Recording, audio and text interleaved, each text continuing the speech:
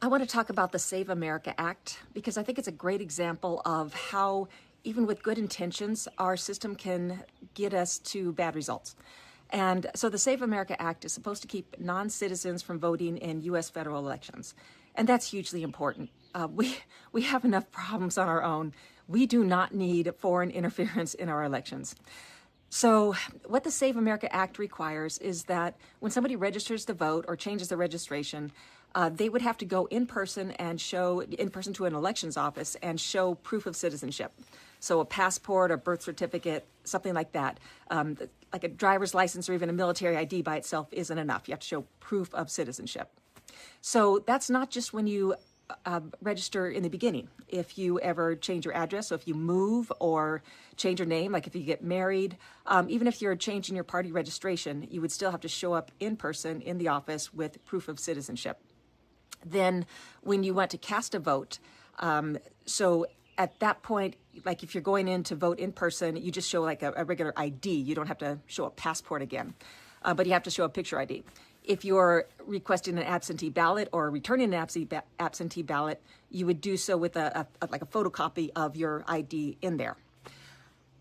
So that means that there's a whole lot of hassle, involved of people and government employees who we will have to pay to hassle us. And like I said, the problem's already solved.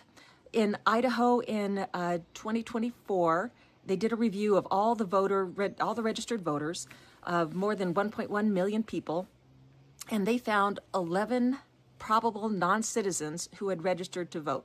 So they turned them in for prosecution.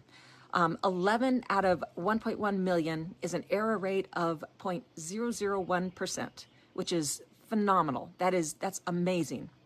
And it's not unusual. Utah just finished their own review.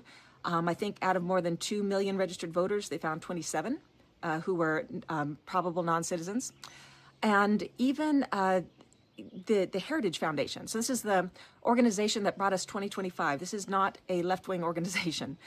They have a database of voter irregularities, and the companies that looked at their data across from 1999 to 2023, so 24-year span, all of these organizations, they found fewer than 100 people across 24 years who actually were non-citizens who cast ballots in U.S. federal elections.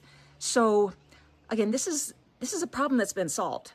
Here in Idaho, they use signature verification, and obviously it works. In fact, it's hard to imagine what an election official would do when they get the picture of a photo ID in the mail. Just probably throw it away and verify the signature like they've always done. So that means that all the time and energy going into trying to push the Save America Act, they're pushing a expensive solution to a problem that's already solved. And by expensive, we don't know. They haven't estimated how much it would cost.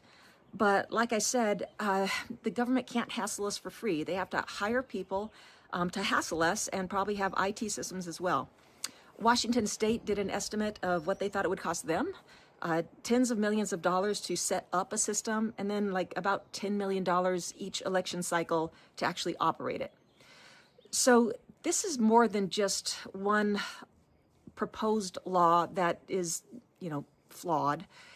This kind of speaks to a whole philosophy that we see coming from Washington, D.C. way too much, which is it favors intrusive solutions and expensive solutions over just getting the job done like we've always done it before.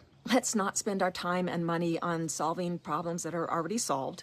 Instead, we could spend our money on like public schools and spend our time on fixing Social Security or the debt or healthcare. That's a much better use of our government resources.